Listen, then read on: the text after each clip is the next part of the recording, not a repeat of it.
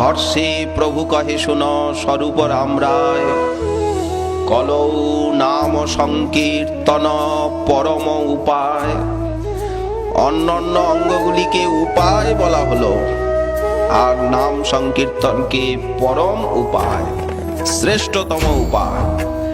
নাম সংকীর্তন হইতে পাপ সংসার নাশন, এটা তো আনুষঙ্গিক। চিত্ত শুদ্ধি, সর্বভক্তি সাধন উদ্গম, কৃষ্ণ প্রেমোদ্গম, প্রেমামৃত আস্বাদন, কৃষ্ণ প্রাপ্তি সেবামৃত সমুদ্রে মজ্জন। এক কৃষ্ণ নামের কত ফল, এক কৃষ্ণ নাম হইতে হয় সর্বপাপক্ষয়, এই তো। আর এক কৃষ্ণ নামে সংসারের নাশ, প্রেমের কারণ ভক্তি করয়ে প্রকাশ, প্রেমের উদয়ে হয় প্রেমের বিকাশ। কম্প পুলক গদ গদ অশ্রুধার, অনায়াসে ভবক্ষয় কৃষ্ণের সেবন।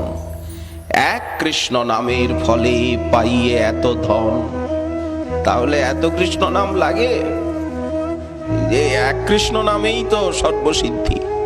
বললেন না, লাগবে, কারণ অনন্ত জন্মের অপরাধ আছে।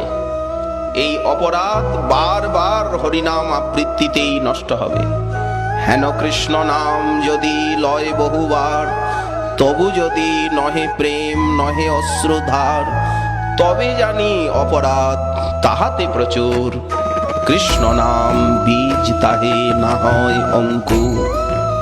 ঠাকুর মহাশয় বলছেন, মদ কৃষ্ণ গুণগানে, অনর্থ নিবৃত্তিক্রমে যেই সাধক নিষ্ঠা রুচি দশায় আরূঢ় হবে, তেমনি তেমনি অপূর্ব নামামৃতের আস্বাদন লাভ করে তিনি ধন্য হবে।